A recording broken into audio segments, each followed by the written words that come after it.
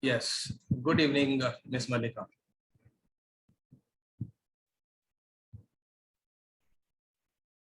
Good evening. Can you hear me? Yes, I can hear you. And I So, welcome you yeah. The for other this. participant has not joined? No, I don't know. Maybe Okay. join then join from like hoping that soon will join. Okay. Yes. All right. Welcome to this mindfulness program. Yeah. It is going to be a 4-week program. And myself, Kamal Kumar, and I have been following Buddhism for almost 19-20 years. And then I thought of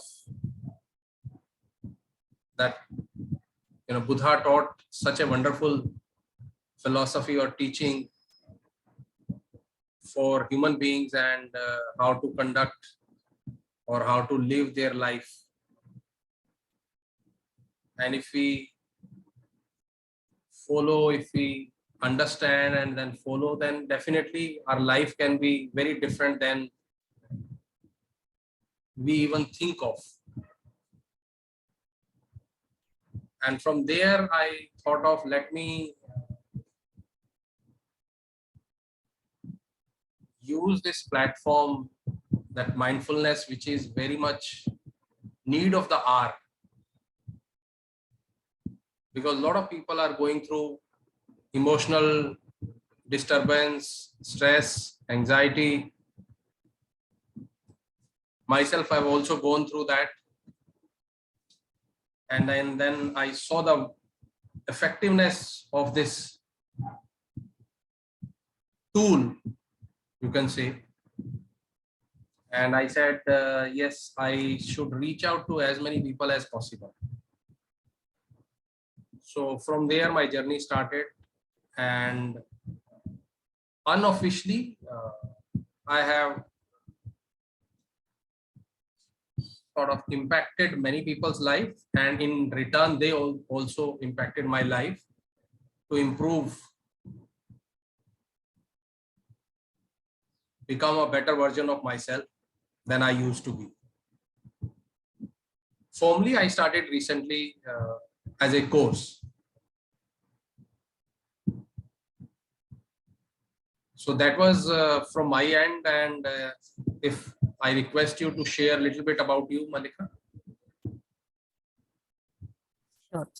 So, I'm Malika, and I've got an work experience of around 14 years. I'm from Mumbai, 14 years into various domains. And currently, I'm a soft skill trainer. I was working as a soft skill trainer. Currently, I've taken a sabbatical. So I'm not actually kind of working. So in this due course, I mean, after Corona, I just lost my mother also last year. So then just taking care of my family. I've got a daughter at home. So it was a crucial year for her. Like she was into her 10th standard. So she had just given her exams. So I thought I'll just take a break and, take care of things, set right things at my end, and then start my work, life. Uh, Yeah. so currently, I'm awaiting her results. She's just, the SSC board results are yet to come out. So waiting for Okay. that. Yeah. Wonderful. And in the due course, since I've always been a learner, I've always, whether it's at work or whether it's not at work, I've always been a very avid learner. I like learning new things. And thanks to Corona, I would say it has brought the world so closer, within the reach. I mean, you can now reach out to anything at the comfort of your home. Very And it's like a boon for me. I mean, although I lost my mom last year, but all those things which I used to long to learn, this is what I always think, all those things that which I used to long to learn years back, so those things I'm able to. I was thinking how I'm going to learn all those. I will have to travel to different places. I have to spend so much money a huge amount of money, and then learn and get certified on so many things. So I was just thinking, and I thought it would be so good if we could easily get those things, to learn. And now it's like, this is like a dream come true for me. So all that I wanted to learn all those years, and upgrade myself, like maybe law of attraction, or so many mind power techniques, so many things I've learned during these last 2 years. I'm really thankful, to God for this, because the internet, and because this corona, if this had not happened, maybe the situation would not have, we would not got go digital. Correct. Yeah, so although there was a bad thing, but then there is a goodness in that. Yes. Yeah, so that's how I look at the corona phase, and I feel very thankful. I always thank God for this. Yeah. Yeah. And mindfulness was one thing which I used to teach my students. Actually, when I was a trainer, I used to work with Taj. Like I said, I Okay. started my training journey, say, 4 years back. Before Okay. that, I worked into different domains. Like I worked into BPOs, and I'm MBA in marketing, so I worked with Accenture into marketing operations. But then I Okay. quit later, thinking that I had a passion towards training. So Hmm. I didn't want to be stuck with the laptops and computers in the company. I wanted to talk to, meet live people, interact. And Mhm. that's when I got certified as a soft skill trainer, got out of the company, got certified as a soft skill trainer. And then I got an opportunity to work with Tata Okay. Group. Uh-huh. And there I started my journey with the CSR initiative in Taj. Okay. And there I used to train students in the age group of 18 to 30. It was a CSR initiative. So there we had this mindfulness module. We used to, I actually didn't know what it is at that time, but it was already designed, so we had to deliver that. So I was a center manager and as a trainer as well. So I used to think, I want to know the details of the nitty gritty of this, what it is actually, because we were Okay. not told what it is. We were just told that, okay, this is what it is, it is prepared, this module is prepared, and you have to teach the students. Yeah. So you have to help them do some meditations and all that, but what it is exactly I never knew. And later Okay. on, like, so all these things were there in my subconscious mind, that I want to learn all this. Uh, I want to know the nitty gritties of it. See, and corona came, and then this has happened, everything that I wanted to. yeah. Wonderful. Then, yeah, then I worked with Parley Agro Company again, a Okay. CSR initiative, and then I took a break. Okay. So that's Great. my journey. Yeah. Yeah. That's really great. Yeah. And as you mentioned, you are from Mumbai. Yes. Which part of Mumbai? I am from Andheri. East or west? I am from Mumbai, and I'm Okay. in Mira. Okay. So that's closer. I'm from Yes. East. Yeah, I'm from the East. Okay. Yeah. Okay. That's great. Yeah. I was in Andheri West, and Mm-hmm. for almost 25 years, I worked in a television and film media. Okay. Worked with Channel V, worked with Star TV, with Mm-hmm. Tara, One. Okay. But finally, I felt that there is something which is like beyond that media impact. Mm. And gradually, then I took this course, pursue for the rest of my life. Okay. So that is how I'm like pursuing this mindfulness. Okay. Yes. Great. Yeah. So yes, you have a little idea, but maybe if I use a term in tidbits and again like scattered, maybe. So this workshop again, and mindfulness can be approached in many different ways. This workshop, what I am conducting for the 4-week program, this is more of a interactive. It is not that I will be talking, I will be sharing with the participant certain theories, and then participant on the other hand is just paying attention to that. This is more of a pull and push method, so involving both sides. The information is shared, and then the feedback, then the application or the understanding, and we will delve into that. And gradually in this 4 week, we will share the mindfulness. Little bit from the brief point of view.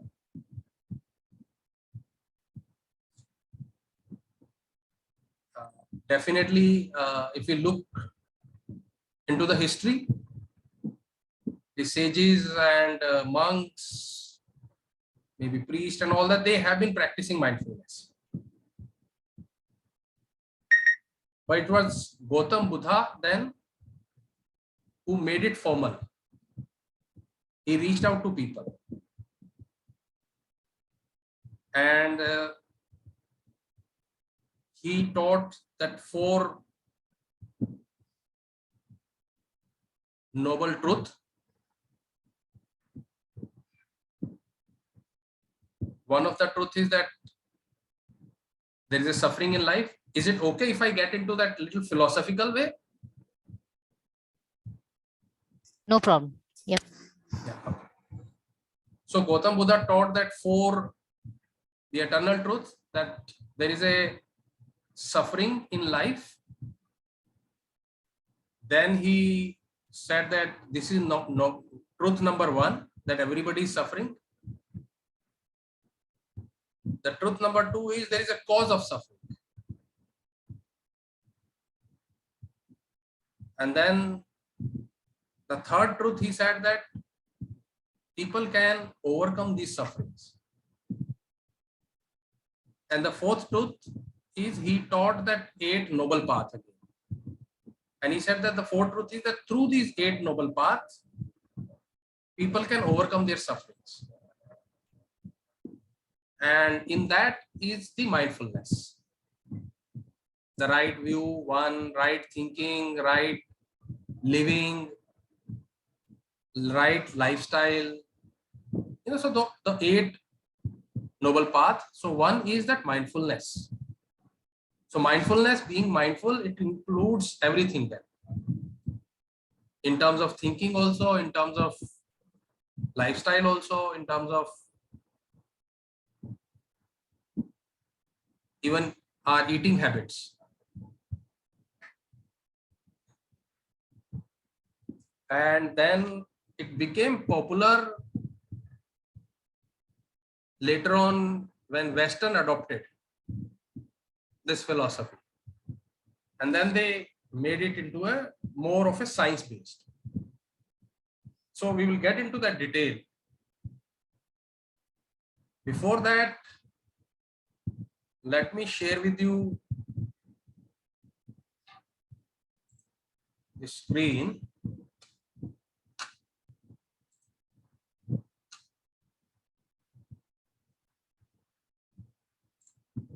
Can you see my screen?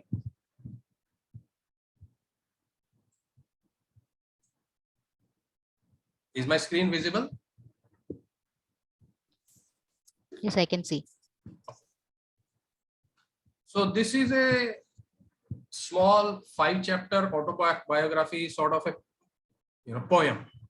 So there are 5 chapters in this poem, and this is by Portia Nelson. So let me read out. I walk down the street. There is a deep hole in the sidewalk. I fell in. I am lost. I am helpless. It isn't my fault. It takes forever to find a way out. Chapter number 1. Now the chapter number 2. I walk down the same street. There is a deep hole in the sidewalk. I still don't see it. I fell again. I've fallen again. I can't believe I'm in the same place. it isn't my fault. It still takes a long time to get out.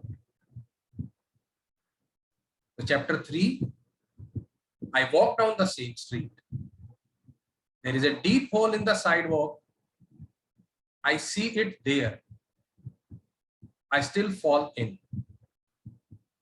It's habit. It's my fault. I know where I am. I get out immediately. The fourth chapter reads, I walk down the same street. There is a deep hole in the sidewalk. I walk around it. Fifth is, I walk down a different street.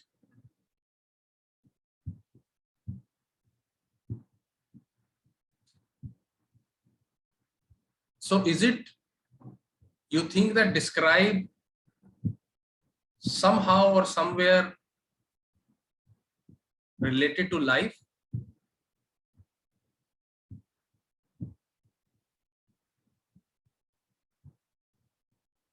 What I found is it is the evolution of it is the evolution of realization, how you realize. Yes. With each chapter, there is Yes.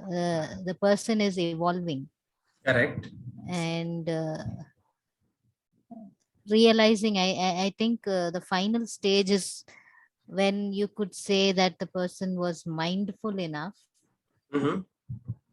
to understand actually that there was a deep hole, and that is the reason uh, he did not fall, and he took a different street altogether. He took a different way altogether. That is how I look at it. I mean, it is the same scenario, but what I see it is the evolution of Yes. realization. Yes. Yes. Yeah. Yes. Wonderful. And that is how I think we are able to understand it. And I think it is everybody's life story. Everyone has the same story. We all walk down the same life. We all have some holes. And we keep on falling into the holes, means we keep on repeating the same mistakes. And because of the habitual pattern have been built in our mind, it takes forever to find a way out.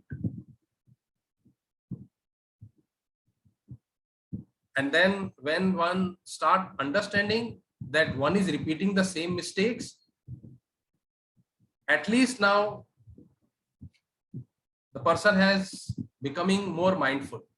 So in the first chapter also, when it says that I walk down the street, there is a deep hole in the sidewalk.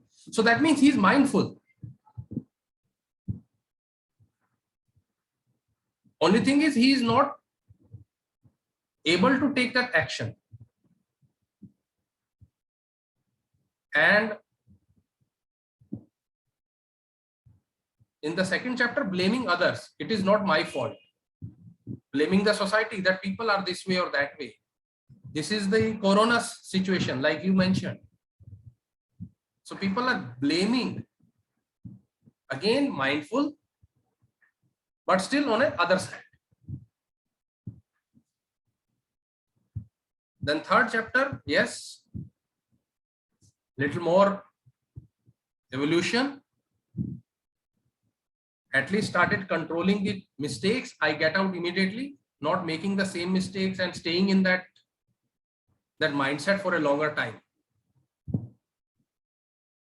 Again, mindful. The fourth chapter, walk around it, means accepting that, okay, there are certain holes, but not falling into it.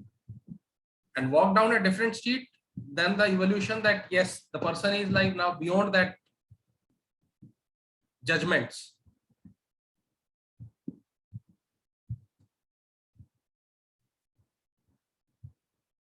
So But I find that all 5 chapters, the person is mindful. Okay.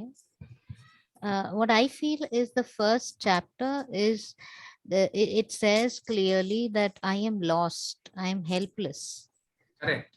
So how do we say that he is mindful? Because he's confused, he's lost, he doesn't know. I mean, he blames it. He says, I'm helpless, I don't know what to do. Correct. It isn't my fault. He doesn't take responsibility. Yes. Yeah. So how do we say that it is he's being mindful in the first chapter at least? Okay. Very good question. Now, mindful is not when one is not making mistakes. Mindful can be that going to the valley and still is mindful. Like in meditation, when we sit for the meditation and we sometimes observe that our mind is disturbed and we are not able to concentrate. So when one understands that my mind is disturbed and I'm not able to concentrate, itself is a mindfulness. That I am helpless because I have no control. So mindfulness is not about controlling mind. Mindfulness is simply being aware what is going on.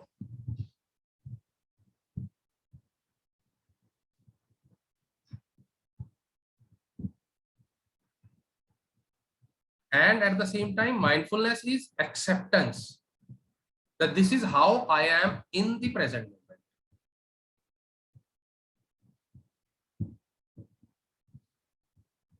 Mindfulness again is not rejecting something or making same mistakes doesn't mean that one is not mindful. Making same mistakes again and again, yes, describe the first, I am lost, I am helpless, but is aware that yes, I am helpless itself is awareness, itself is a mindfulness.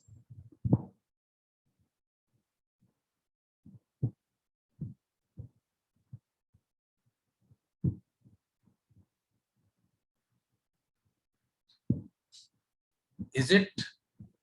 Yes, I may agree that yes, you may have different perception about mindfulness, but it happens when we sit for a meditation, and it happens sometimes mind immediately listen to our, that yes, we are getting into the meditation and mind quiets, calm down immediately. Sometimes it is so disturbed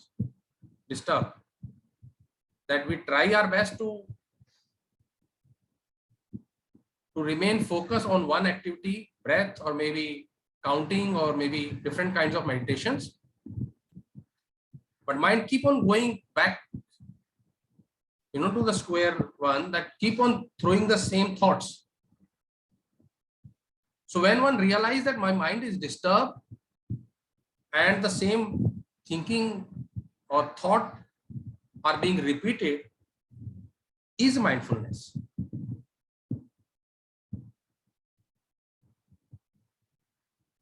And the evolution happens. The more one practice the mindfulness, one start moving from chapter 1 to chapter 5.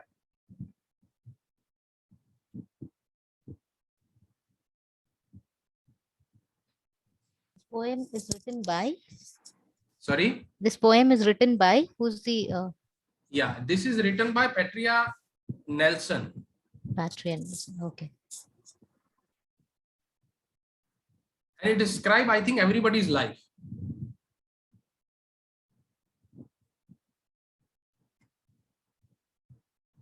But still, people don't understand that what is getting their way for not seeing the whole.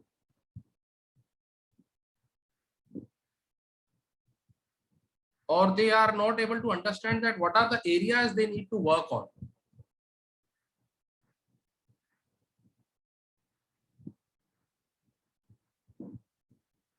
And sometimes people set the wrong priorities.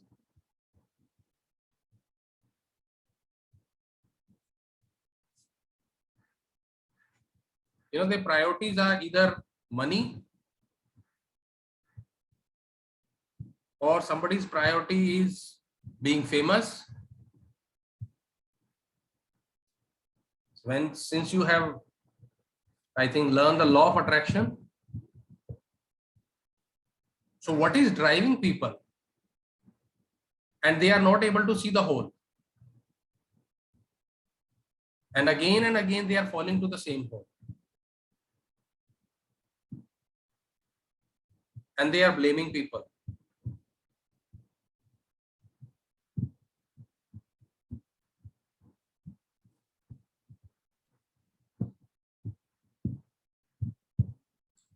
You have any other viewpoint on that, Malika? No, I think I agree with what you said. So people are not able to see, as in I feel they're not focused, or they're confused, and that is why they're not able to understand. Could be. Or Yeah. they are maybe blindly, they have folded themselves that no, I don't care how many times I fall, but reach my goal, and messing their own life. Right. Because they are not willing to work on themselves. Yes. They are so obsessed with their goals. They are ignoring the holes.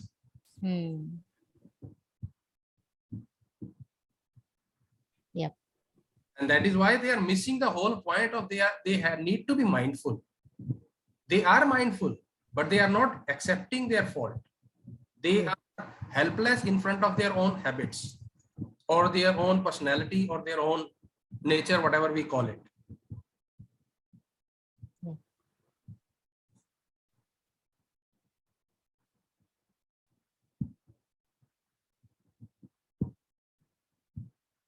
So moving further, like you have a query that there are two different programs, and I shared with you. So one is that once you complete this course or this workshop, you will become definitely much more mindful when practicing meditation, or even your other activities also.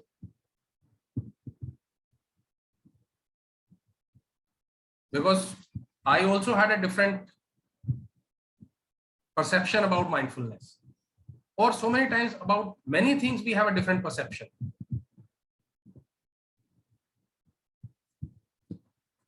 And when we get clarity on that subject, it becomes much more easy to practice that.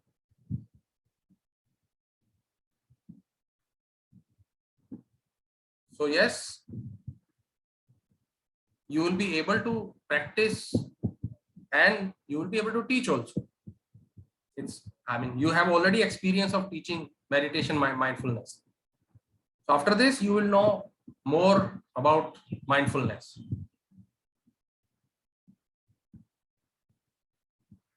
And further, before moving forward, if we get clarity on this,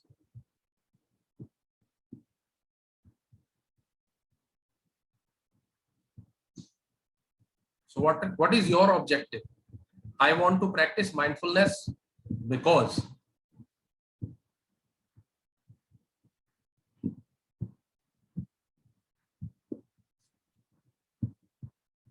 Would you like to share? Would you like to write down before sharing?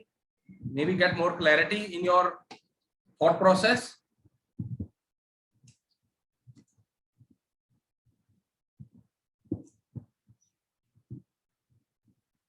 Sorry. Can you see that question, Malika? Yes, I can. So the objective could be any one of these, yeah? No, these are the 6 sentences. Okay. Okay. They are designed to bring more clarity. Okay. So that objective is clear.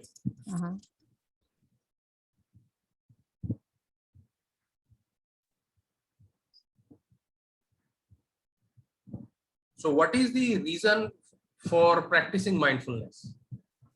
Yeah.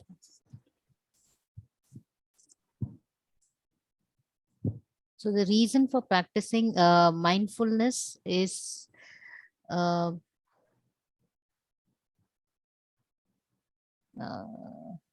the reason for practicing mindfulness would be that I'm able to,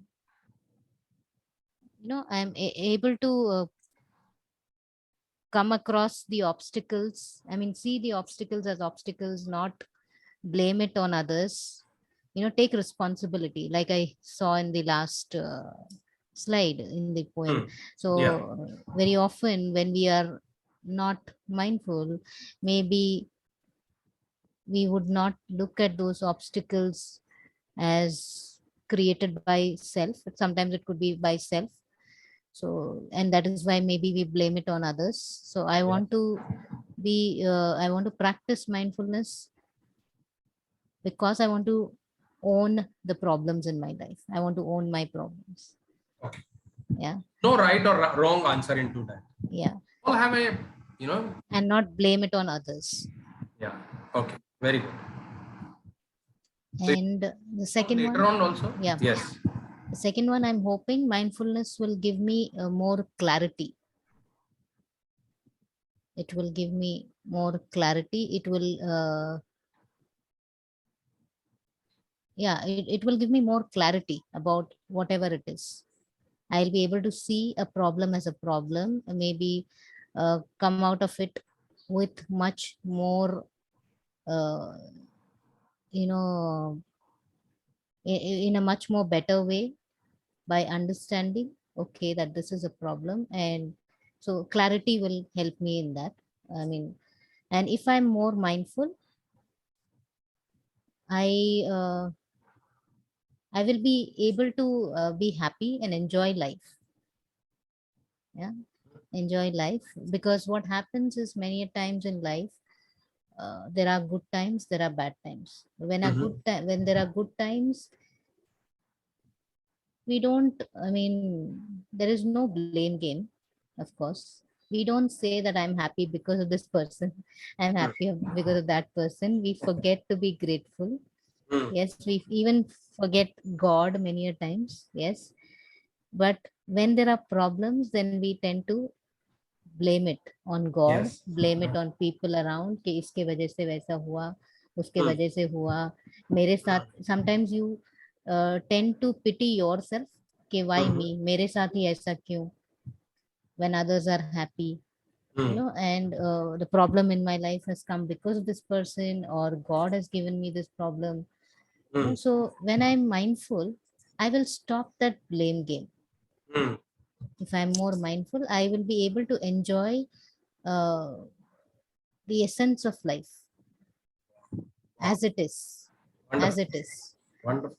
Yeah. So कि problems तो आएंगे, like we say that दिन है तो रात आएगी तो दिन आएगी. So the seasons keep changing, so problems are bound to come in life. There are happy times, so there will be sad times as well. Yes. So acceptance.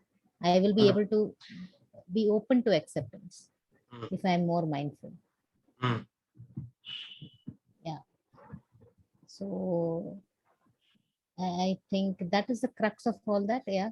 So the real reason I want to practice mindfulness is because I think I will get this, like, I'll get that happiness in life.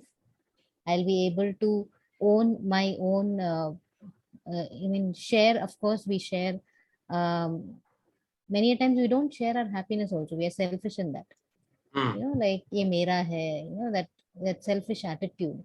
But when it comes to problems and you stand alone, you say that this person does not understand my problems. We want others to, shoulder our problems.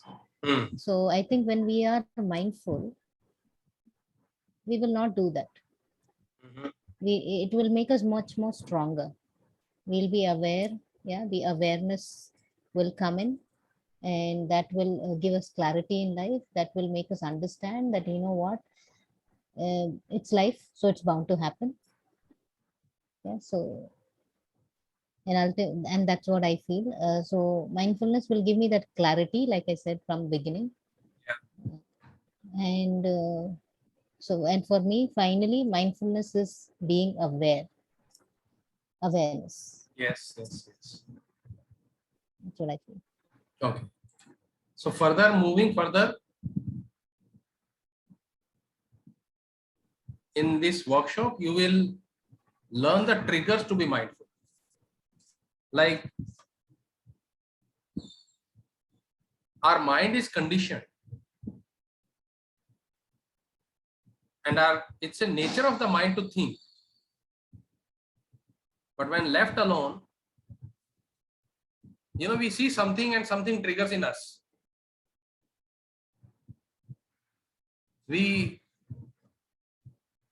Somebody tell us something, and our mind get into the thinking. So the information we are receiving constantly, our mind is communicating with them. But by being mindful, we can understand those triggers, which direction I am reacting, and the same triggers can be the triggers for me to be mindful. It is more like when you are driving in a mountain area and you are driving on an autopilot mode, and you see the curve or the signboard, or while driving the road becomes little rough, or the mountain and the road level is low, so you immediately control your car or vehicle. So those external, like while driving, are the triggers for mind to be more cautious while driving. Similarly, practicing mindfulness also, our mind pick up those triggers or develop those triggers to be more mindful throughout the day, or more mindful in the day. So you will learn that also.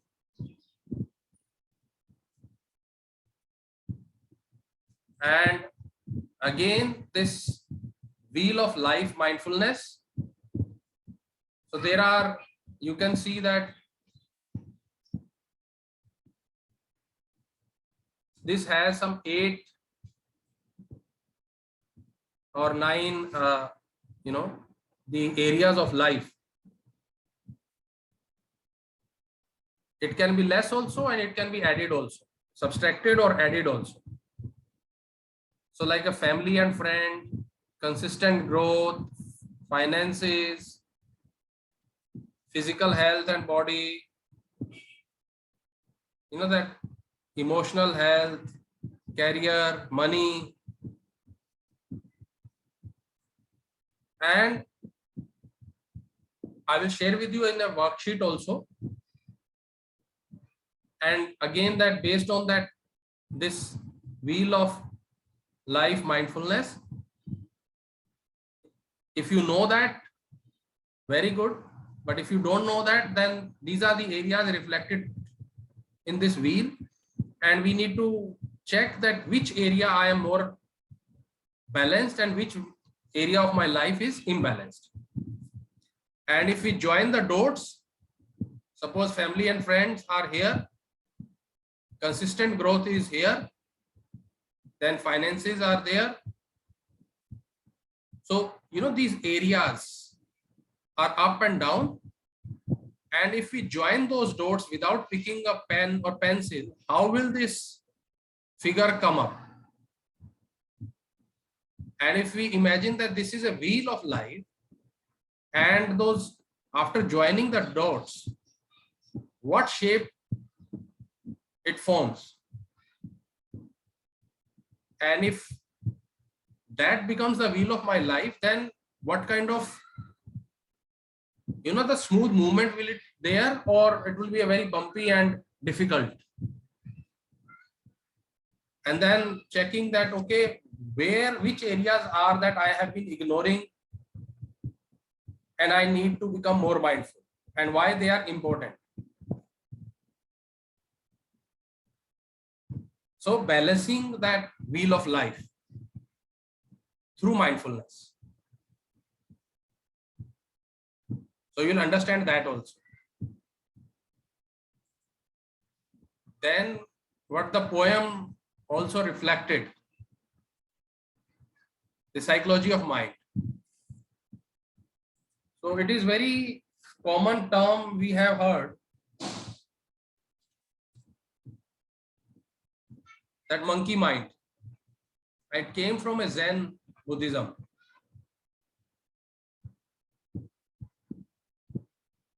So definitely it gives some clarity, and as you can see in that picture also, that mind is there, but there is a monkey inside. So our mind is a very powerful tool, but our mind is like a monkey, constantly restless. And if you know that psychology says, psychotherapy says that 64,000 thoughts in a day, and Buddha said 84,000 thoughts in a day. So this is how the restless mind is. Constantly jumping from branch to branch, tree to tree. And Swami Vivekananda shared it in a different, I mean, the same analogy, but very beautifully shared that what is monkey mind. So monkey mind, he said that how hard it is to control the mind. It has been compared to the maddened monkey. There was a monkey restless by his own nature, as all monkeys are. And as if this is not enough, someone has made him drunk. One is monkey, and then someone made him drunk, then it's a drunken monkey, so that it become more restless. Then scorpion stung him. So monkey, a drunk monkey, and then scorpion stung him. So when a man is stung by a scorpion, he jumps about for a whole day. So the poor monkey found his condition worse than ever. To complete the misery, demon entered him. What language can describe the uncontrollable restlessness of the monkey? So the human mind is like that, a monkey, incessantly active by its own nature, like 64,000 to 84,000 thoughts in a day. Then it becomes drunk with the wine of desire, thus increasing further its turbulence. After desires take possession comes the sting of a scorpion of jealousy.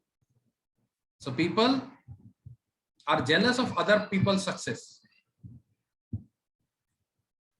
And I was reading one book, and it mentioned that even the sages and vardis get jealous when the other sages or vardis get excelled in life. So nothing to say about common people. So this is how the unreliable mind is.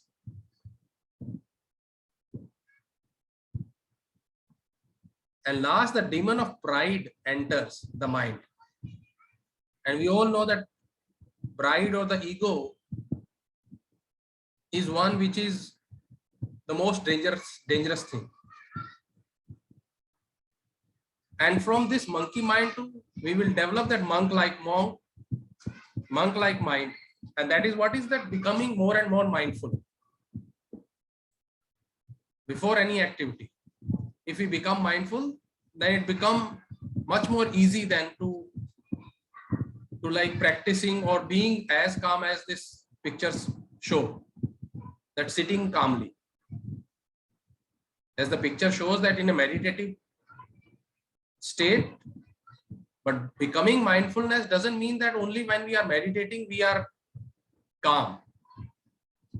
But mindfulness says that even amidst the, your daily activities, work, family, personal commitments, all those areas, you will be calm. You will be more mindful. You will be much more in control.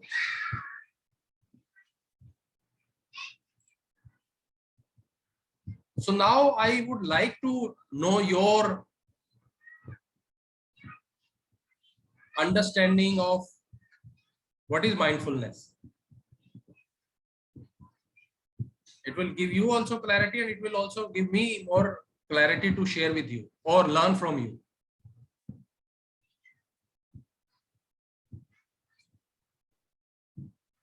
Yeah, so mindfulness is, there are two ways of looking at it. This is how I used to teach my students. I mean, so the spelling itself, Mindfulness.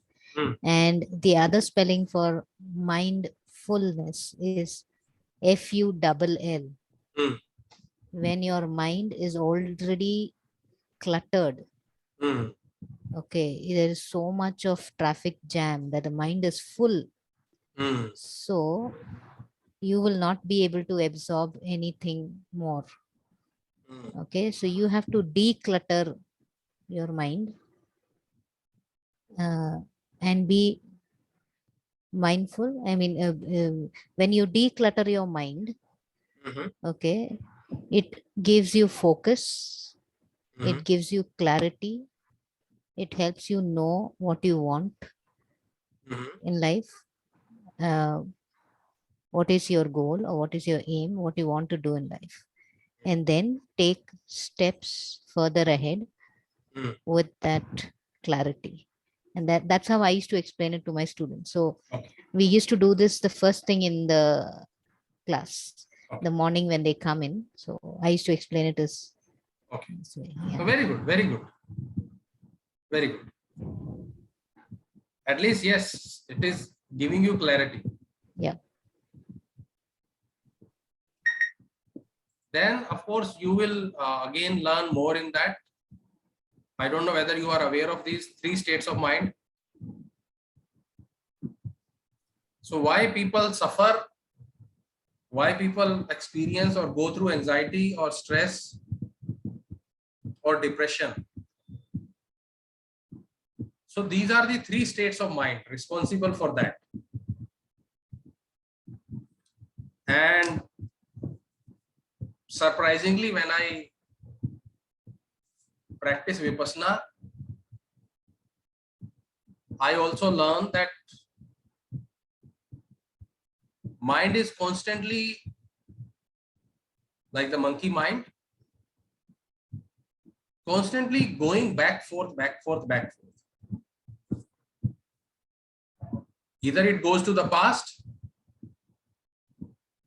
and pick up those uncomfortable, painful memories, or run away from those past experience into the future to avoid those experiences, or ruminate a lot about why this happened, why I am the one who's suffering, or why I am the one who has been held responsible for every mistake. So keep on ruminating on the problems. So through this mindfulness workshop, you will understand that where the mind is going. And we will discuss the 4th state also, which is the correct state of the mind to be in. But definitely, mind has developed certain habits because there are certain benefits behind that. So that is why mind works in that way.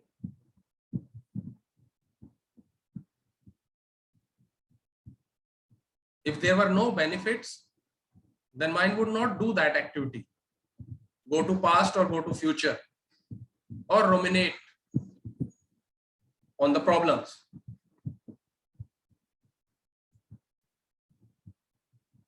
So when I was learning different things, I was surprised again to learn that people remain in the state of misery because there are certain benefits one is getting by remaining in that state.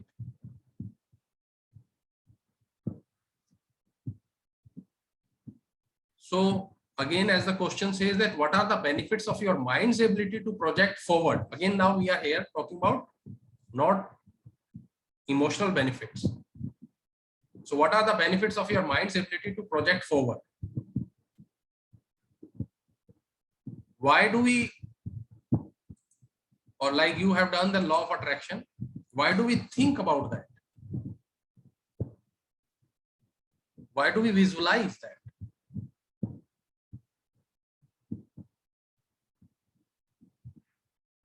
I'm sorry, there may be a lot of unlearning also happening in this course.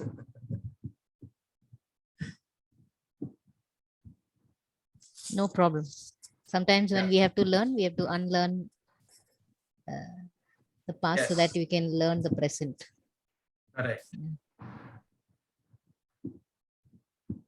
So mind project because it runs away from the unwanted emotions. That is why the whole that visualization thing comes. That visualize your future. Then you feel that vibration. And when your vibrational match is there, then you will be able to attract that. Am I right? Yes. But we cannot cheat our mind. If we are visualizing something, but we are running away from that, facing that what is present at that moment, will the vibrational match happen then? Or inside I know that I am running away from this problem. True. Visualization will help thoroughly, properly. No, it will not. And that is why I feel manifestation doesn't work many times. Yes. Yeah, Very right. Yeah. Because your internal mind says that, you know what, although we visualize to be a millionaire or whatever, billionaire, whatever, but the reality is something different. And there, your conscious mind says, you know what, you are not even a lakpati and you're thinking of being a millionaire. Correct. Yeah. So there, the law of attraction does not work. Yes. No, it is not that law of, again, yeah. my own understanding, law of attraction is still working. Mm-hmm. Not accepting that it is working based on my deeper understanding, vibration. We blame that law of attraction is not working. Law of nature can never go wrong. I am not able to look inside. Yeah. That what is my vibrational frequency at this time. So that is why the mind run away from those problems, facing those problems. Now again, the next is what are the benefits of analyzing the past?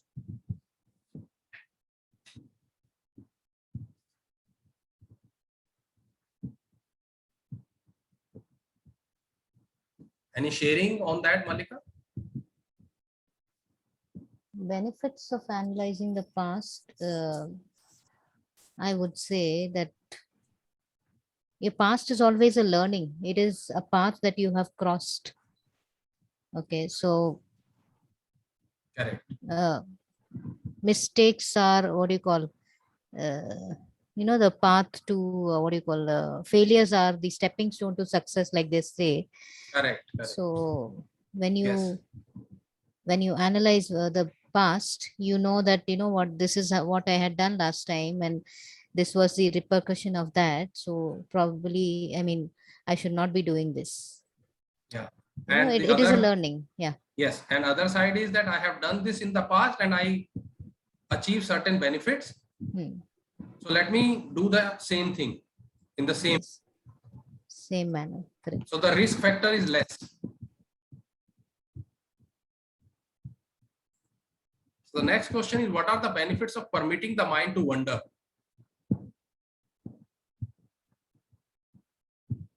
So our mind wanders and we many a time prefer to daydream. So there also are some benefits. I think people call it, at least you don't feel bad. Instead of thinking negative, at least you are thinking positive. So let that mind wander.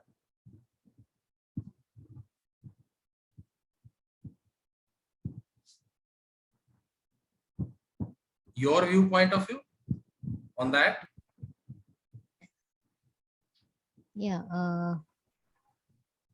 Permitting the mind to wander. Is it wander? Wander means allow it to fantasize whatever it Yeah. wants to, or that is what it means. Yeah. Yeah. Sorry. Yeah. WA. So wander. Yes. If it is that, then like you said, you're permitting the mind to fantasize whatever wish. At least instead of thinking negative, at least you're in the fantasy world. Yes. You're Mm. there's somewhere, even if it may not be close to reality, but at Yes. least it is far from the negativity. Correct. Correct. Yeah. Yes. So a lot of people think it other way around also. Then why do you have to think unnecessarily? But it is a natural process, natural phenomena that mind wanders. If it is not assigned any task, the mind will wander. Either it will go to the past, or it will go to the future, or it will think, fantasize anything. Like the non-fiction, fiction is the all that creation of that wandering mind.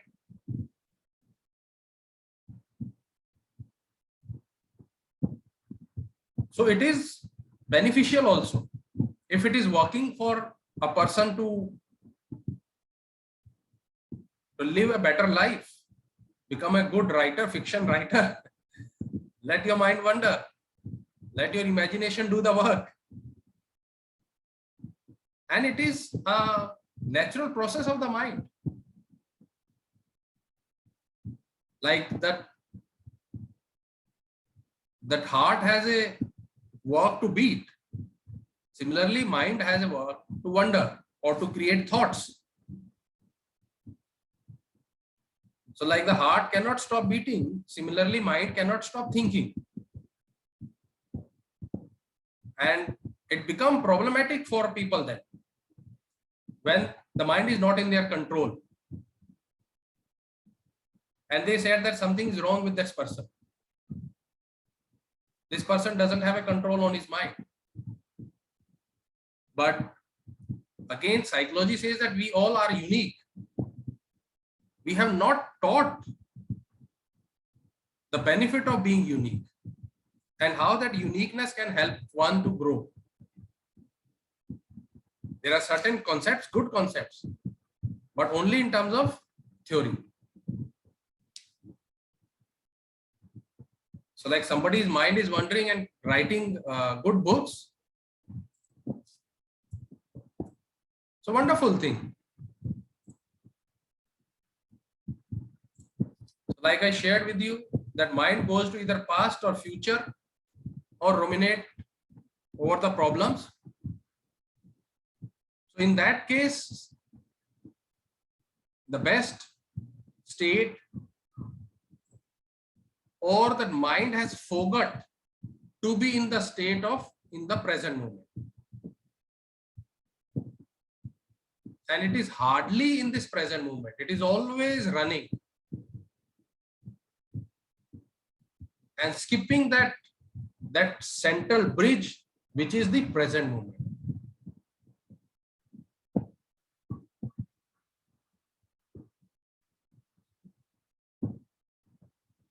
Two direction, we all know, especially when it comes to suffering or comes to dreams. But we miss this fourth state, being in the present moment. So how to be in the present moment? Exactly, that is what is mindfulness. So what you were talking about?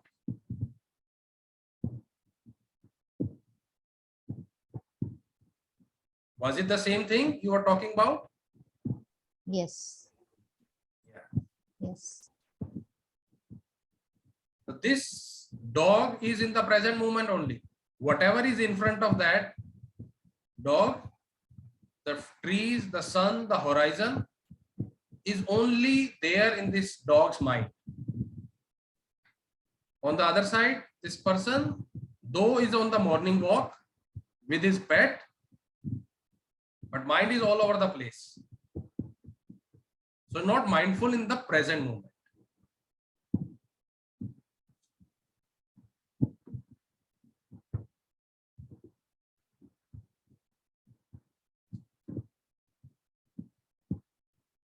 And mindfulness is all about paying attention on purpose in the present moment.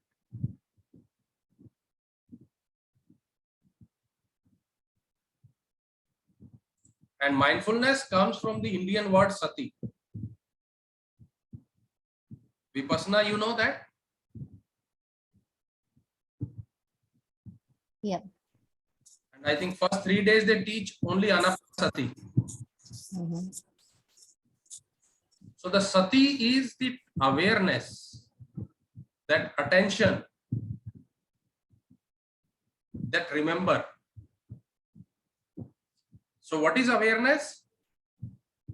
Awareness is the aspect of being alive, that I am aware, I am alive. And how will I know? I am alive, I am aware, I am alive. Through my physical activity, through my thinking activity.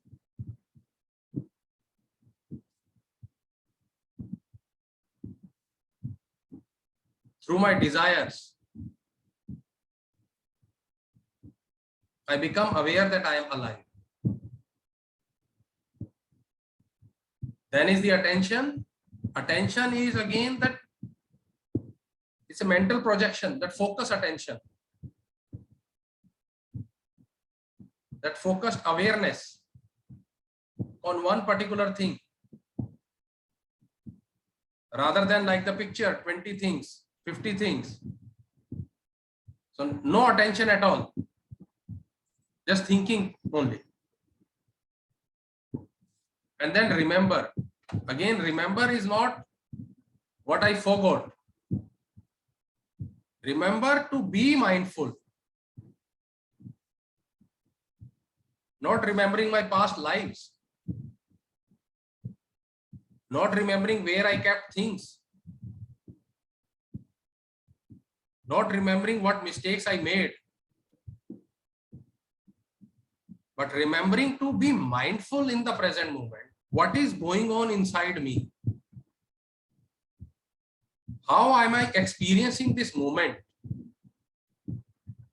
And that moment has certain linkage to certain situation and events. And those events and situations, through my senses, I am communicating constantly. And then I am perceiving through the mental exercise. So what kind of thoughts are going on? And those thoughts are creating certain emotions in me.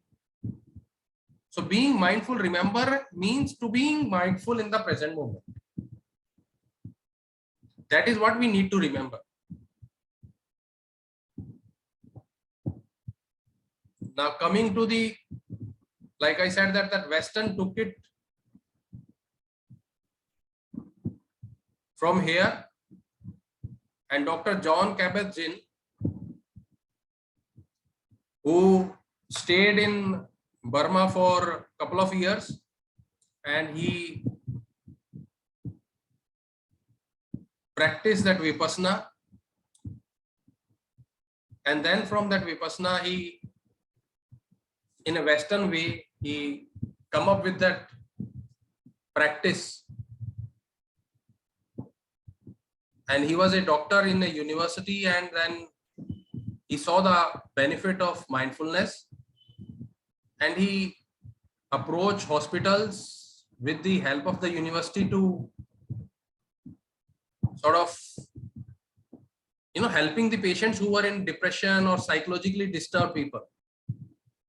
And he checked with the doctors also who were giving the medicines, and he asked that what is the ratio or rate or percentage of improvement. And doctor told him that 15 to 20% maximum, and that also short term, not a long term. And he proposed that they will conduct certain workshops on mindfulness, and results were really astonishing. 80% result, and long term, not short term. So that's how that mindfulness became popular. And after that, so many research are still today being conducted on meditation and mindfulness. And scientists are like really still not being able to grasp the in-depth benefit of meditation or mindfulness. So he said that mindfulness can be cultivated by paying attention in a specific way, that is in the present moment, and as non-reactively, non-judgmentally, and open-heartedly as possible. So these are the sort of pillars of mindfulness, that non-reactively, non-judgmentally, and open-heartedly. So people judge their own experiences, people judge the other people judge the situations, everything they judge. We all judge. And then we react based on our perception, how we are perceiving. And we are not open-minded to change our own perception on that. We accept it as a reality. So coming to paying attention, to be mindful, you need to pay attention whatever you choose to attend to. I will go in detail further also, attend to. And in the present moment, so the reality of being in the here and now means you just need to be aware of the way things are as they are now. As they are now, non-reactively. So mindfulness encourages you to respond to your experiences rather than react to thoughts. A reaction is automatic and gives you no choice. A response is deliberate and considered action. And another attitude is non-judgmentally. So letting go of judgments helps you to see things as they are, rather than through the filters of your personal judgments based on past conditions. So many times we label people. This person is like this only. So we are practicing judgmental. And then we automatically reaction comes, how to behave with this person. And open-heartedly, to be open-hearted is to bring a quality of kindness, compassion, warmth, and friendliness to your experience. So many times we are stuck with our own experiences. And that is where the kindness and compassion comes, to being open-hearted. So paying attention doesn't mean only to the pleasurable moments or good thoughts, and not to the bad thoughts or unpleasant emotions or feelings. A lot of time people think that you divert your attention because a person experiences something which is not pleasurable, then the person thinks that let me divert my attention. So mindfulness is opposite to that. It says that whatever is present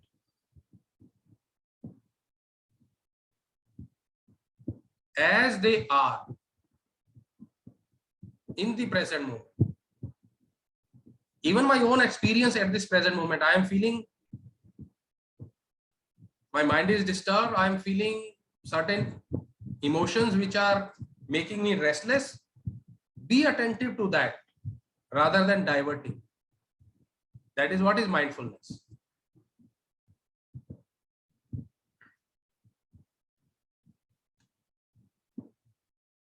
Is it making sense, Malika?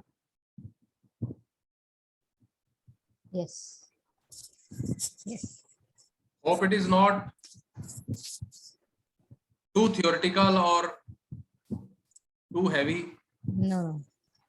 I mean, that's the, accurate, I think, explanation to the terms Yes, which we many times fail to understand completely. correct.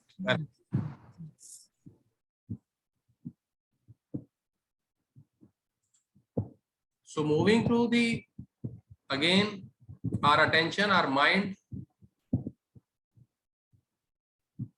Our attention can be internal or our attention can be external also. And you have taught meditation, so you understand it better. So many times you do that meditation on sound. So many times we do meditation on the awareness, just general awareness, what is happening around me. Sometimes we use a visual image to meditate, or sometimes we just focus on the sounds around us. So that internal are there, that emotions, we focus, we meditate on the thoughts. What are the thoughts going on right now at the present moment? What are the sensations I am experiencing? Warm, cold, pain, they are all sensations. Palpitation, the breathing. You can pay, attention to the internal breathing, silently sitting, reciting mantra. That is a very famous, most famous, I think, meditation is reciting mantra. जो लोग अपने गुरु को follow करते हैं, so they do that, and it is a part of every culture, I think, reciting mantra. So we can choose, but not to avoid experiencing that unpleasant thoughts or emotions. So that is what I meant to say, that when I said that, the first, paying attention, whatever you choose to attend to in terms of internal or external, not to avoid, no aversion from my own experience at the present moment. So moving forward, how mindfulness can be cultivated? So these are the two methods. Formal mindfulness is all about assigning particular time. When we do sit for formal meditations in the morning or after work, coming home, and then before going to bed.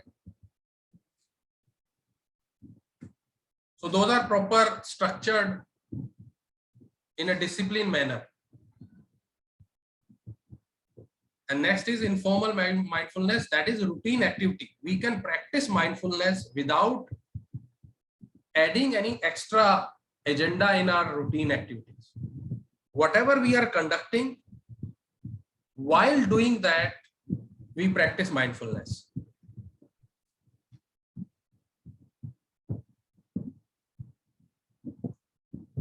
Like when I understood this, then I started noticing, like while brushing my teeth, I started noticing that, is my mind here?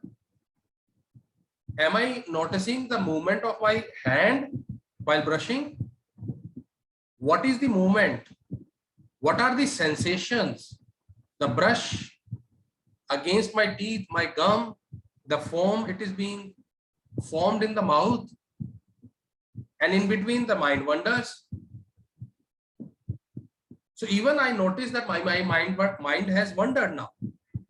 So I notice my mind has wandered, I pull back again. That is what is the mindfulness. Or my wife was away for a week, so it was me and my son here. So while making rotis, I was mindful that how I am using that chakla belan. So without adding any extra activity to practice mindfulness, in the routine activity, we can apply that mindfulness. We can be that mindful person. So many times it becomes challenging to practice meditation, but those are very important. And at the same time, to strengthen our mindful practice, we can be mindful when doing our activities.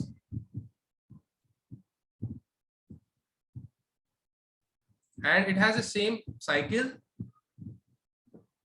No matter how many years one has been practicing meditation or mindfulness, is the same that follow your breath or any activity, that observe your thoughts or notice the sensation, and then you notice your mind wanders. You notice your attention has wandered after some time. You started following this, and without your notice, your mind started wandering, and then you notice your mind has wandered. That is where you have become mindful. Oh, my mind has gone somewhere else.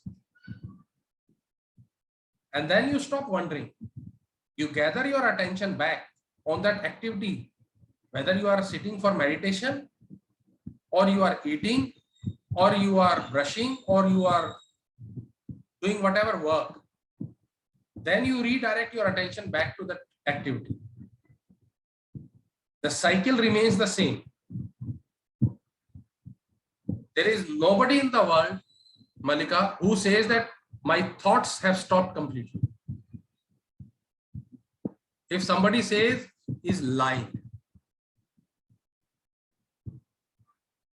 Because it is against the nature. Your mind has its own nature. So it's the nature of the mind. And we practice mindfulness in that circle. We start, mind wanders, we notice that here we become mindful. And here again, we are directing, we are bringing ourselves back to that activity. So that is what is mindfulness. That 5-chapter poem, I saw a hole, I noticed it, I fell into it, I am helpless. So where is this coming from? Noticing that I am helpless. Notice that attention has wandered. So every activity, there is a mindfulness. The evolution, yes, the right word you said. So the more we practice mindfulness, lesser and lesser we fall prey to this kind of blaming, criticizing, not allowing, not accepting. So this is what happens.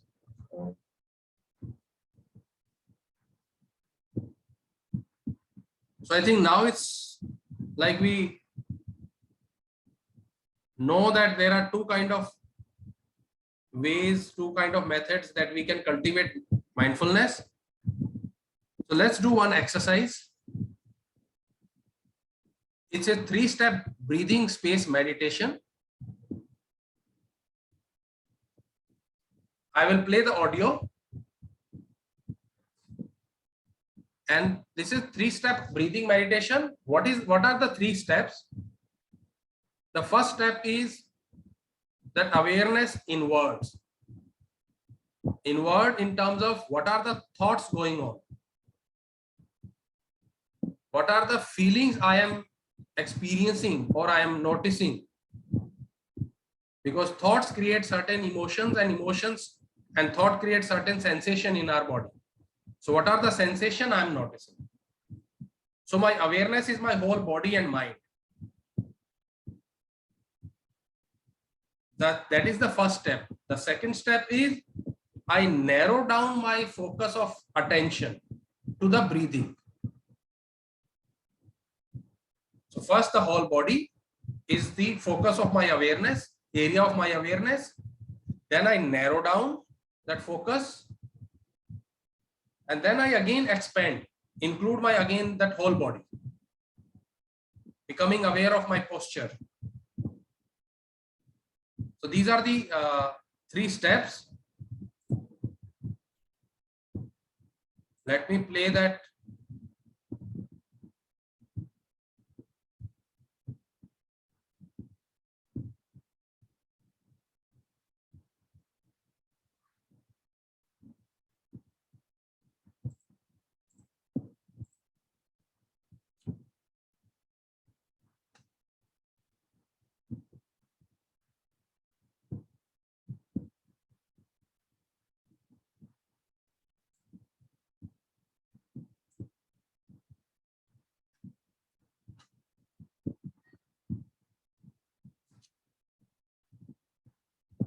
One second, 1 second.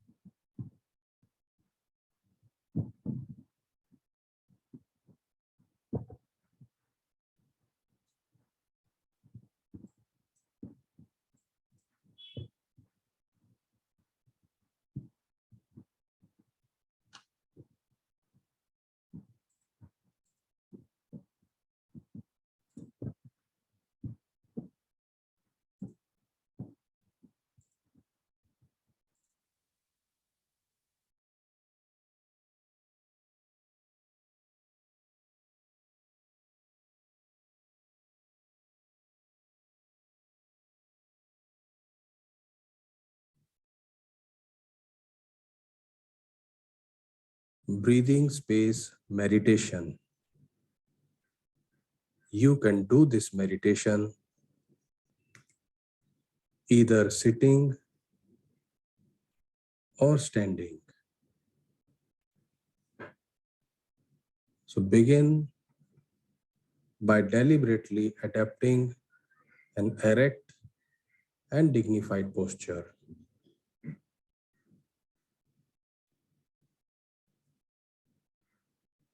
Now bring your awareness to your inner experience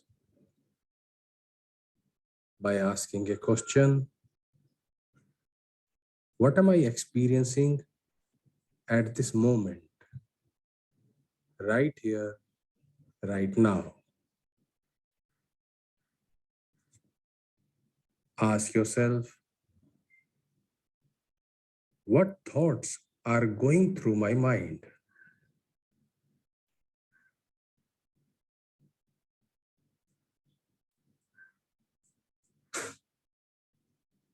Just bring your awareness to your mental process of thinking.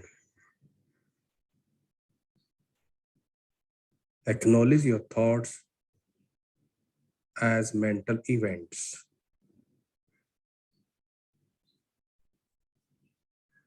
You can put your thoughts into words also.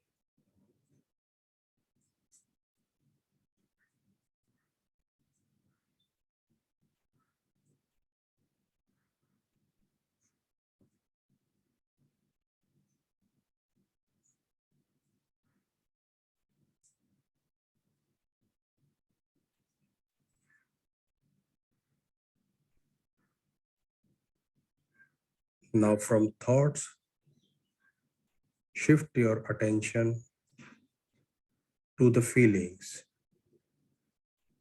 and ask what feelings are present here.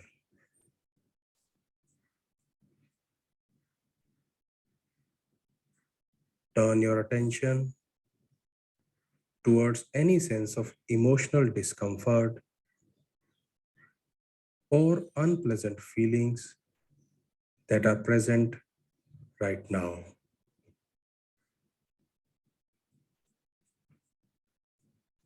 And acknowledging their presence.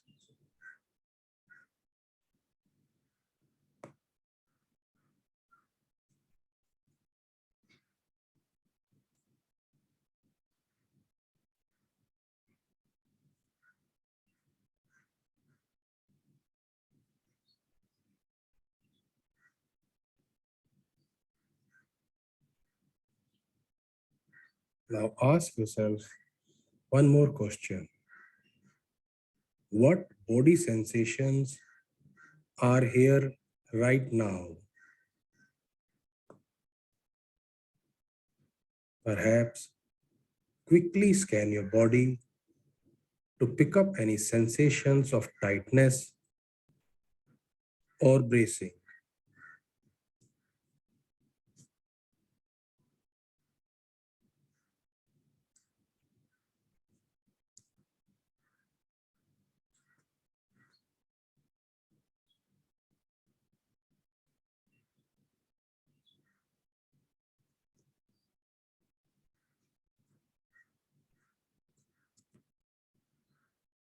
Now, redirecting your attention to focus on the physical sensations of the breath, breathing itself.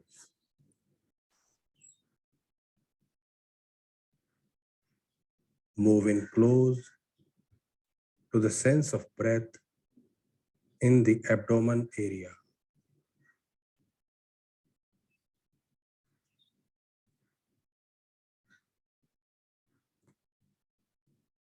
Feeling the sensations of the abdominal wall expanding as the breath comes in.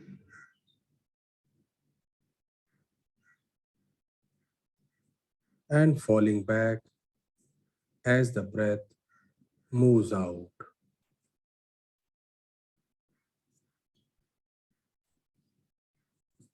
Follow the breath all the way in and all the way out. Using the breathing to anchor yourself in the present.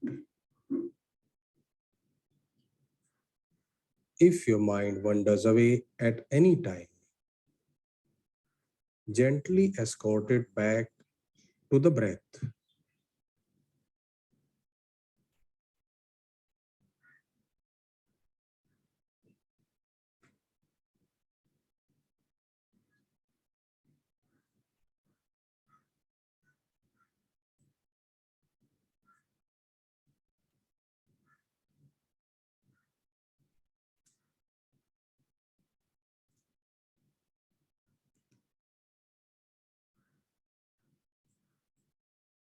Now, expanding the field of your awareness around your breathing so that it includes a sense of the body as a whole.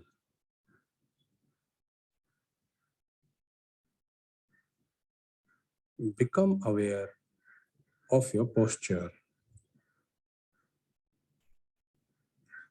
and facial expressions.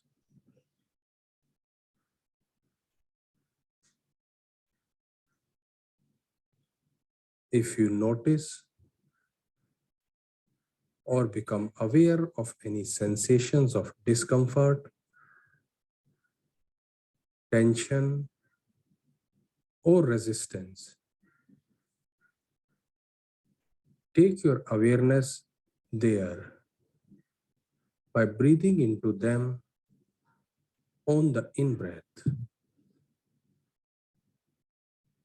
Then breathe out from those sensations, softening and opening with the out-breath.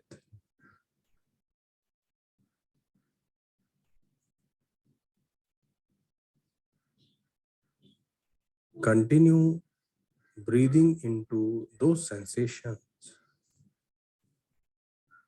and breathing out from those sensations.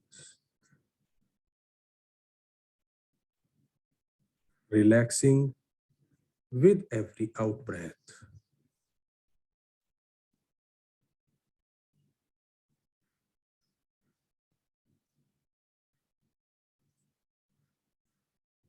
Now, at the end of this session,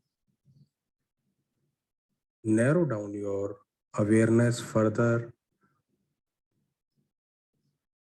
into your breathing sensations in your abdominal area.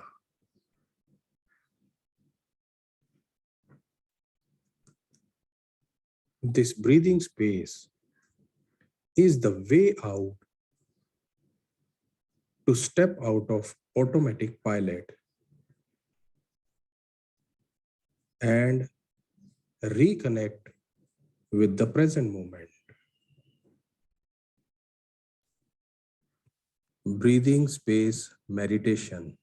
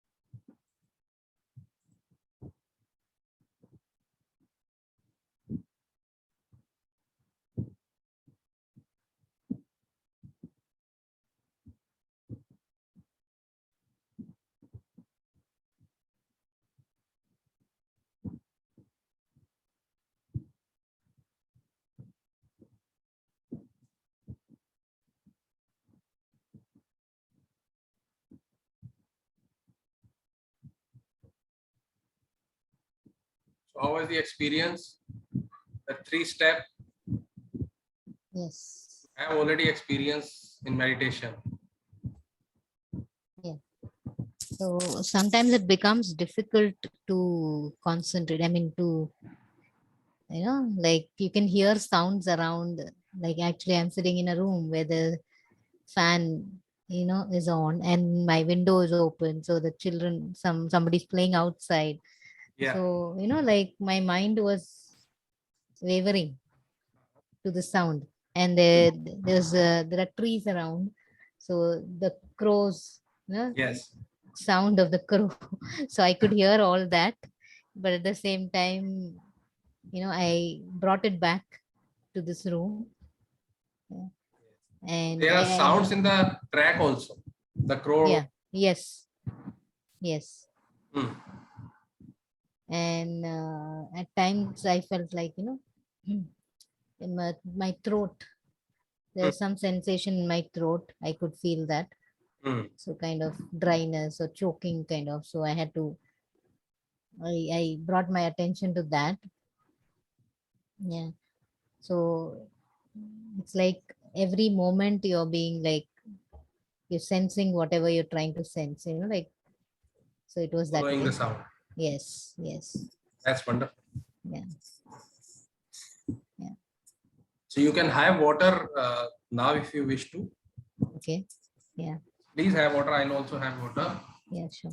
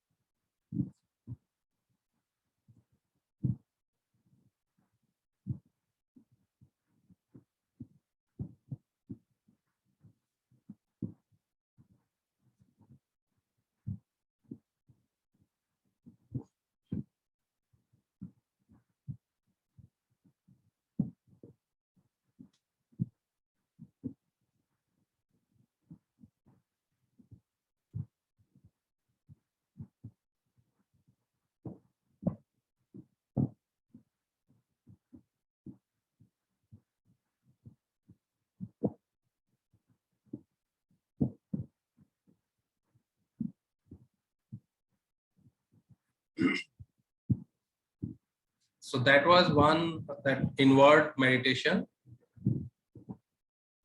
We can have one small meditation on the sound. Have you tried that Tibetan bell sound meditation? Yeah, I think we have done it. Like, I don't remember actually. Okay. Mm. This is a 10-minute meditation, Mhm. and the Tibetan bell has been used into that like a gong. So the strike, the sound vibration continues,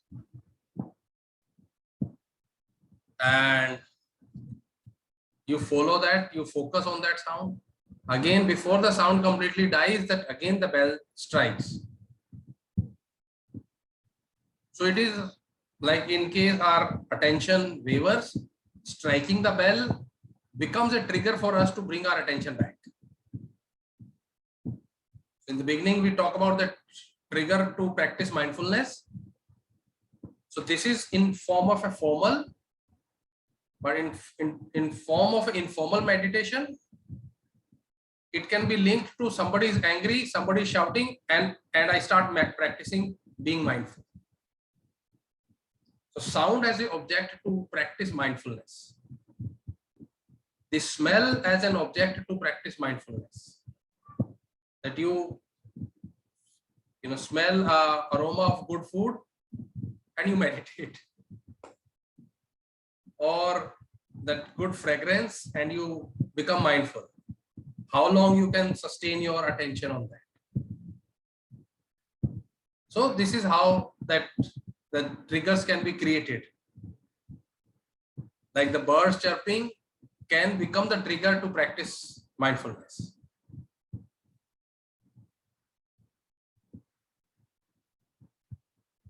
So let me again now play the track. I will change my audio settings. You may not be able to hear my voice now.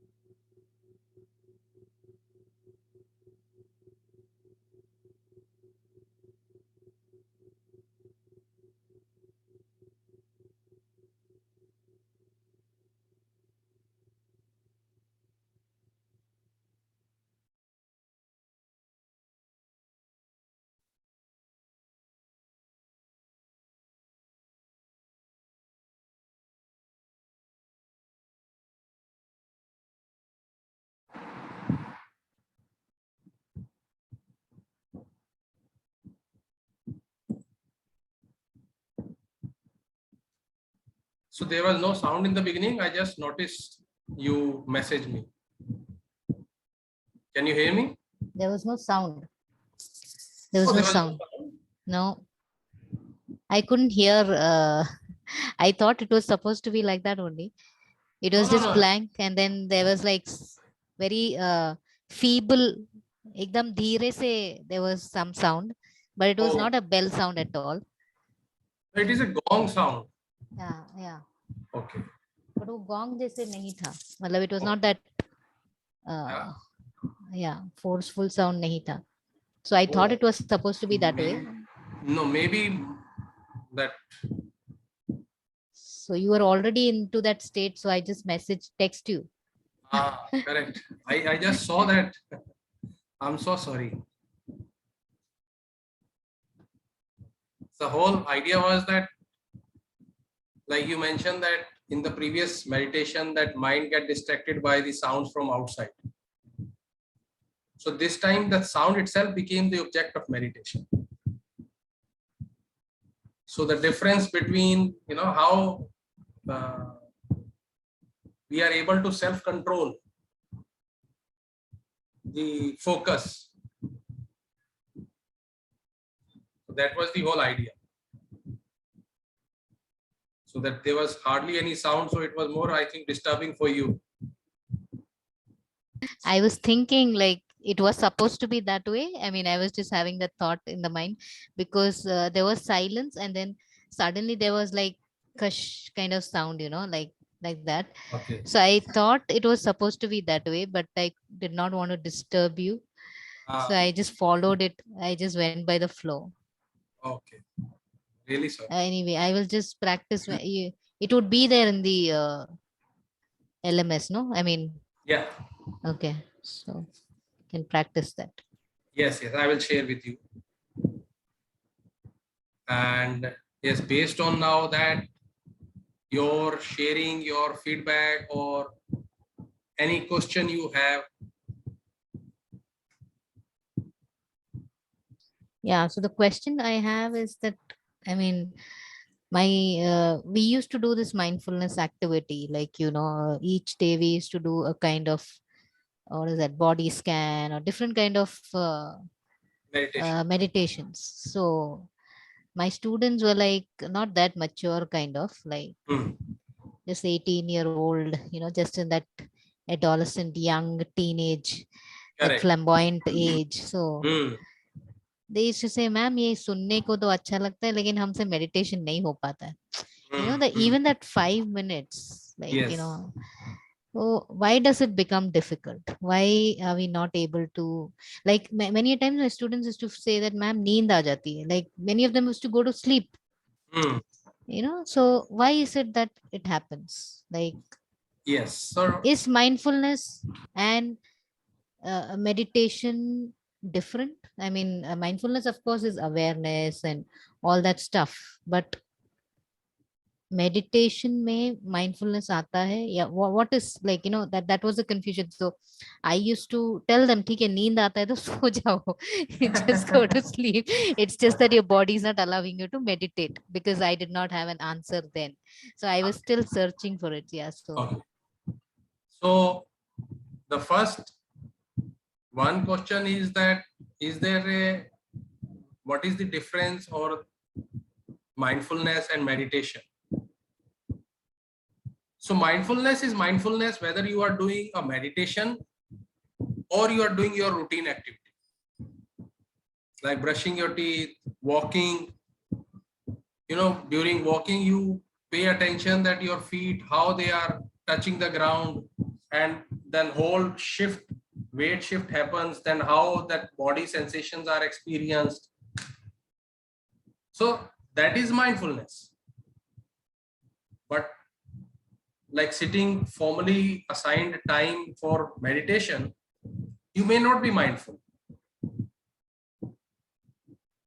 Like the children, goes to sleep, or they are feeling restless. Why they are sitting here? Because they are in that age where their energy is so bubbling up. They don't want to stay in that position. So that meditation, yes, people can be mindful and people cannot be mindful. But in mindfulness, one has to be mindful. One will be mindful when one practicing mindfulness. So that is a little difference between the meditation, and yes, though meditation is also a sort of mindfulness, but we just sit and relax sometimes. Let me close my eyes and I'm feeling sleepy and I doze off. So I'm not mindful. And a lot of people say also that if you are fall asleep in the meditation, during meditation, that is also good. But you are not mindful then. You just allow your mind to take you wherever it wants to. On the contrary, mindfulness is paying attention with the purpose on particular thing at the present moment as it is. Even if you are feeling sleepy, just pay attention, I'm feeling sleepy. That is what is mindfulness. And to that other question, which like children sleep, one is that they are not interested. So they have been forced to sit there. Second thing can be the timing, that maybe they sleep late and they got up early to practice meditation, or they were tired and they were not in that state to practice meditation. Or the posture, like body scan, a lot of people do body scan while lying down, but a lot of people fall asleep then change the posture, like do that meditation while sitting cross leg or on chair. So change the posture, or drink a sip or couple of sip before getting into the meditation state. Or sometime attaching certain rewards, that to children, especially because children are so curious. They want to explore things and they find it boring that nothing is happening inside me. I was reading and similar kind of a question was asked that, I feel so bored focusing on the mind. There is nothing exciting about it. So how to create interest? So the person said, okay, can you close your mouth? So he closed the mouth, then said, now please close your nose also, block your nose also. block the nose also. So 20 seconds, 30 seconds, she could not breathe. After that, she removed her hand. So he asked that, now how interested are you in breathing? You know, this is how mind works. Sometimes when we are not curious about something, when we don't see anything great, it's such a mundane activity, but it is such an important activity. This breath itself is a sort of proof that we are alive. That I am breathing and I am aware that I am breathing itself is a proof that I am alive. So for children, like they don't like, especially body scan when they lie down, telling them that feel that when you run so much, then where do you feel those sensations? Maybe making it a short duration, but creating that kind of a curiosity. So when was the last time when you noticed there was pain in your body? You know, can you locate that pain while doing meditation? So giving that mind maybe something additional works.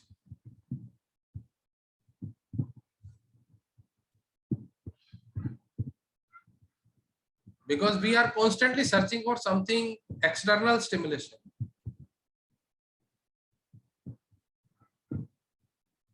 But these are the regular activities are the one where we are spending most of the time. So these are the very opportunities where we can strengthen our mindfulness.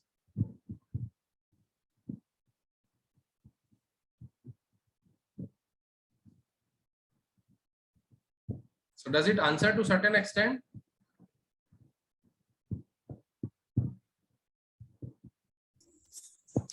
Yep. So we will end this session here. But before that, now I want you to select one activity when you will do mindfulness practice. Routine activity I'm talking about. Maybe brushing your teeth, maybe first thing when you get up. Just notice what is going on and where is your mind at that moment. The first thing in the morning or the last activity in the morning. Or when you are doing household chores. Just pick up one. And then if possible, make a journal on that or log that today I did this. This is how I practice that mindfulness. How often your mind wandered or how long you could, remain focused. So developing a habit of mindfulness. So I leave it up to you. Or taking bath. Yeah. So we could pick up any of one of those activities throughout the day and correct. Notice and then maybe make a note of it. Yes. On daily basis. Correct. Okay. Yeah. So this is how we will develop that habit. Okay. Without adding any additional sort of agenda in our life. Yes. Because sometimes it becomes burdensome that, oh, I need to add one more activity in my daily routine. Yeah. Anyway, my days are so full. But within those household chores or daily activities, we can, choose one activity to practice mindfulness, apart from that formal mindfulness. Yeah. So I'll be able to access those meditations on the on this. I will share with you on your email. Okay. No, on the site which I went and I logged in, yeah, for the session. I have not uploaded. Why? Because they have not given me a certain function. Okay. Okay. The entire all weeks, course will be there. Yeah. So they have not given me that, so that it can be accessed weekly basis. Yes. Yes. So that is why I have not uploaded there. Okay, okay, okay. So will you be doing that? Will I be able to access it through the? I will be mailing you personally. Okay, you'll be mailing. You will have it in your email. Okay, okay, okay. Because I thought that is an LMS kind of where I can access the recording and the other Yes. content. Yes, yes. Either I will upload on that website, my website. You can access from there, or I will mail you also. Okay, okay. Yes. Yeah, yeah.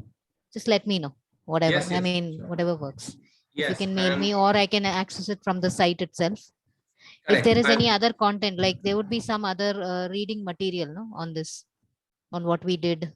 Yes, I can share if you want this PPT also. Yeah, yeah. I will do that. Yeah, especially any write-up or anything that we spoke about, whatever we spoke about.